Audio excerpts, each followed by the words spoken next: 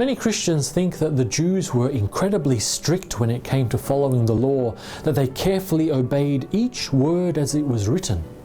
Sadly, some Christians even want to introduce this type of strict legalism into the church. But the situation was never that simple.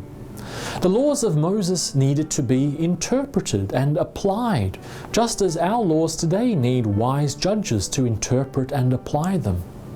This means that some Old Testament laws were practically never carried out as written. Others were reinterpreted to make them easier to follow, and some were made more flexible. Numbers chapter 9 gives us a nice example of the law's flexibility, allowing for travelers and the unclean to celebrate the Passover a month later than everyone else. Instead of strictly forcing some to miss out, the law is reinterpreted with grace and compassion in order to include people rather than reject them.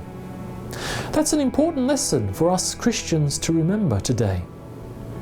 Numbers chapter 10 teaches us an even greater lesson about inclusion. In chapter 10, verses 29 to 32, Moses doesn't want his father-in-law, Hobab, to leave. After all, it's often sad to divide a family. But Hobab is a foreigner, a Midianite, and he wants to go back to his own country. To encourage Hobab to stay, Moses tries promising him riches. But Hobab is old and wise enough to know that money's not everything in life. So Moses tries again, and this time he is successful. That's because what Hobab wants is not just riches. He wants to be useful. He wants to help. He wants to be needed. When he hears that Moses needs him, needs his wisdom, only then does he decide to stay. We know how important cultural purity was to the ancient Jews. They didn't mix well with foreigners. Sadly, many countries today are the same, not willing to welcome strangers or include foreigners like Hobab.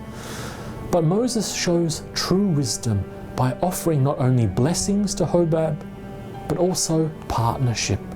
Moses knows that we need different people, people with different skills and abilities.